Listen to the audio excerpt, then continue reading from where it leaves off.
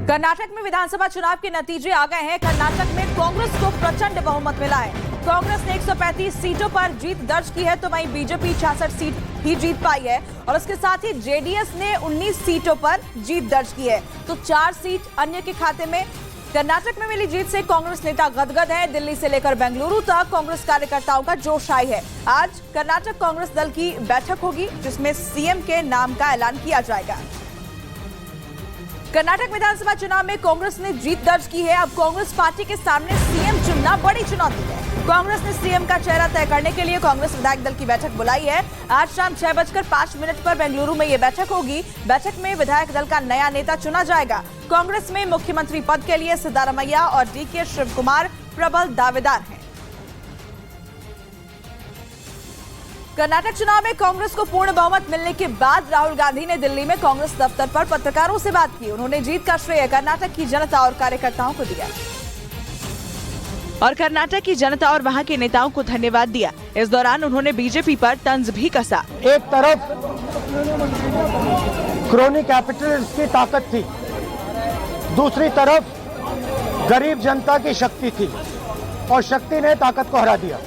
उन्होंने कहा कि कर्नाटक की जनता की जीत है और चुनाव में हमने कर्नाटक की जनता से 5 वादे किए थे। इन वादों को पहले दिन पहली कैबिनेट में पूरा किया जाएगा। कि हमारे 5 वायदे हैं, हम इन वायदों को पहले दिन पहली कैबिनेट मीटिंग में पूरा करेंगे।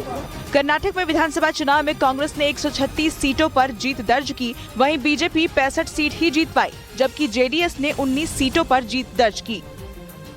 कर्नाटक में कांग्रेस पार्टी की जीत के बाद वहां मुख्यमंत्री के नाम को लेकर चर्चा शुरू हो गई। मुख्यमंत्री की रेस में सिद्धारमैया और डीके शिवकुमार सबसे आगे हैं, लेकिन अभी तक साफ नहीं हो पाया कि कर्नाटक का अगला मुख्यमंत्री कौन बनेगा। हालांकि कर्नाटक जीत के बाद सिद्धारमैया और डीके शिवकुमार के साथ कांग्रेस अध्यक्ष मल्लिकार्जुन खड़गे की एकजुटता की तस्वीर सामने आई, जिसमें रणदीप सुरजेवाला, केसी वेणुगोपाल भी नजर आए। सूत्रों के मुताबिक मुख्यमंत्री की रेस में कांग्रेस नेता सिद्धारमैया का नाम सबसे आगे है।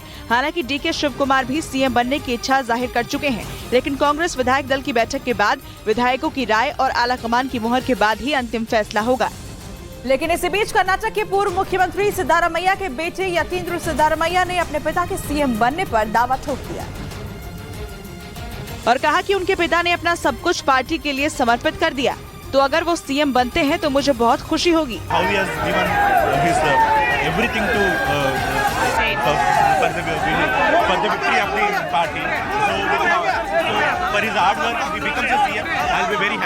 कर्नाटक कांग्रेस के अध्यक्ष डीके शिवकुमार ने कनकपुरा सीट से जेडीएस के बी नागराजू को 1,22,392 मतों से हराया, जबकि पूर्व मुख्यमंत्री और कांग्रेस के वरिष्ठ नेता सिद्धारमैया ने वरुणा सीट से बीजेपी के वी सोमन्ना को 46,163 मतों से हराया। कर्नाटक चुनाव में कांग्रेस को पूर्ण बहुमत मिलने के बाद राहुल गांधी ने दिल्ली में कांग्रेस दफ्तर पर पत्रकारों से बात की। उन्होंने जीत का श्रेय कर्नाटक की जनता और कार्यकर्ताओं को दिया और कर्नाटक की जनता और वहां के नेताओं को धन्यवाद दिया। इस दौरान उन्होंने बीजेपी पर तंज भी कसा। एक तरफ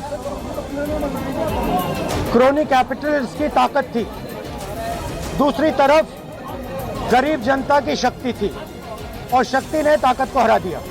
उन्होंने कहा कि कर्नाटक की जनता की जीत है और चुनाव में हमने कर्नाटक की जनता से 5 वादे किए थे। इन वादों को पहले दिन पहली कैबिनेट में पूरा किया जाएगा। कि हमारे 5 वायदे हैं, हम इन वायदों को पहले दिन पहली कैबिनेट मीटिंग में पूरा करेंगे।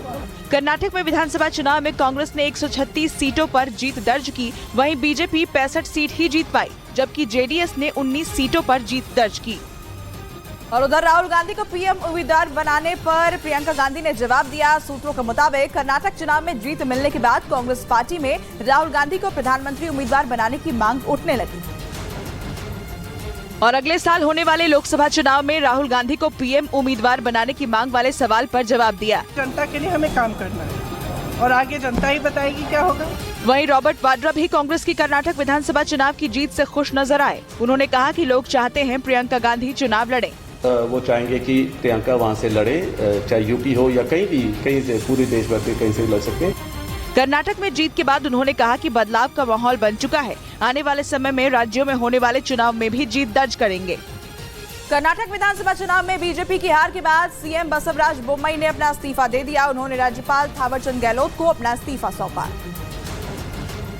जिसके बाद उन्होंने कहा कि मैंने अपना इस्तीफा दे दिया है और इसे स्वीकार भी कर लिया गया है।